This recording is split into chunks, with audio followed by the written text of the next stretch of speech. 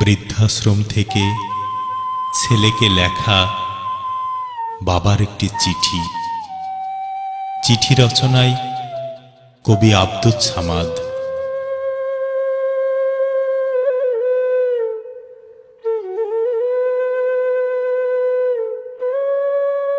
বাবা সোহাগ, বৃদ্ধাশ্রম থেকে তোমার বাবা বলছি।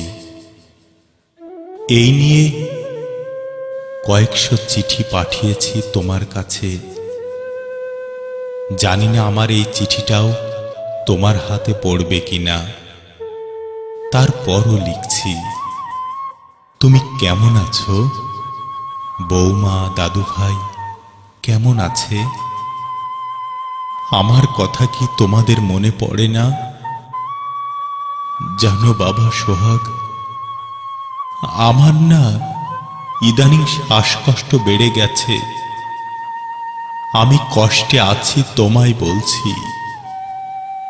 পারলে আমায় একটা শ্বাসকষ্টের মেশিন দাও।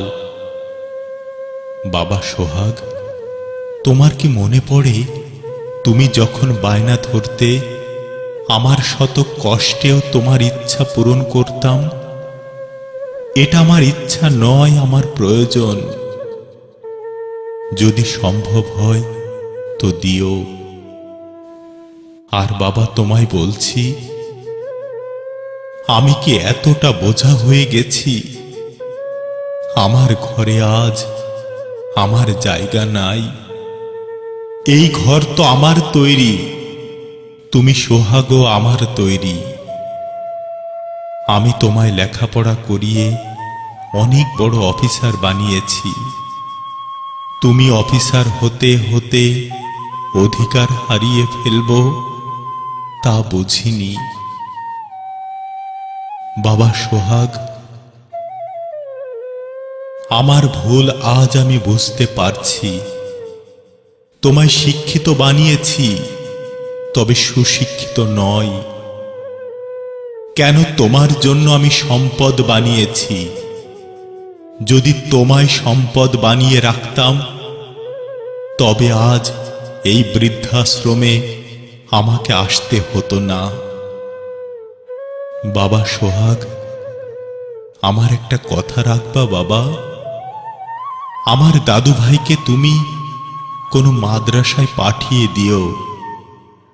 এই বৃদ্ধাশ্রমে এখানে আমরা যত বাবারা আছি, সবার ছেলে কেউ ডাক্তার, কেউ উকিল, কেউ বা পুলিশ অফিসার। তবে বাবা সোহাগ, এখানে কোনো আলেমের বাবা নাই। তাই আমার মতো তুই ভুল না করে তোর ছেলে আমার দাদু ভাইকে আলেম বা হুজুর বানাস।